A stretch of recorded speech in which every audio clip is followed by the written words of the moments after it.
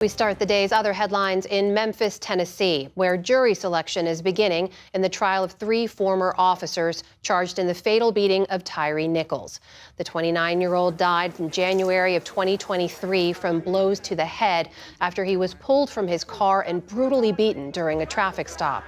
In body camera footage, he can be heard calling out for his mother, who lived nearby. Today, the former officers, Tadarius Bean, Demetrius Haley, and Justin Smith, arrived at a federal courthouse.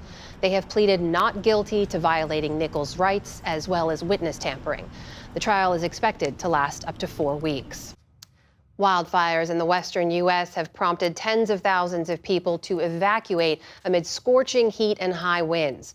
In California, the Line Fire has burned at least 33 square miles in San Bernardino County.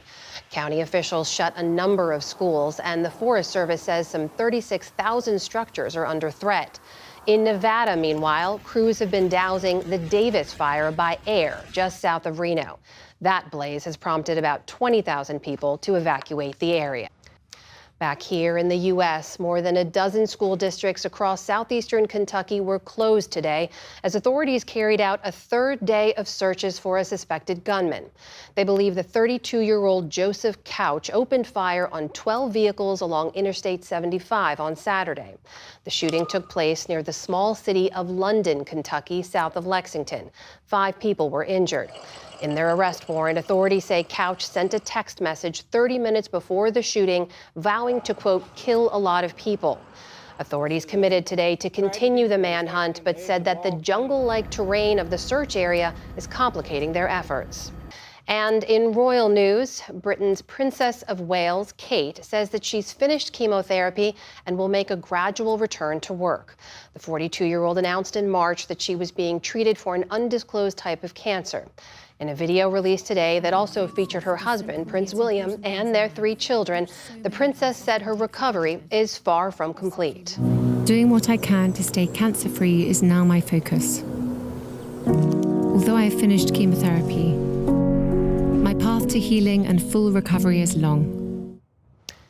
The princess last appeared in public for the men's Wimbledon final in July, where she appeared moved by the crowd's warm reception. And one of the world's most recognizable voices has gone silent. Actor James Earl Jones has died.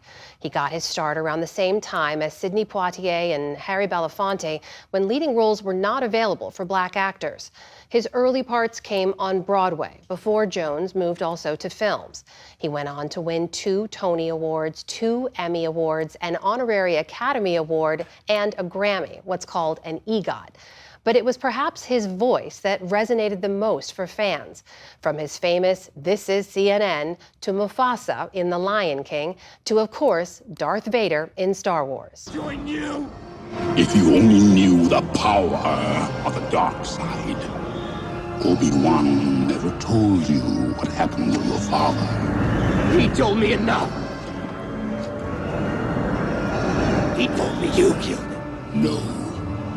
I am your father.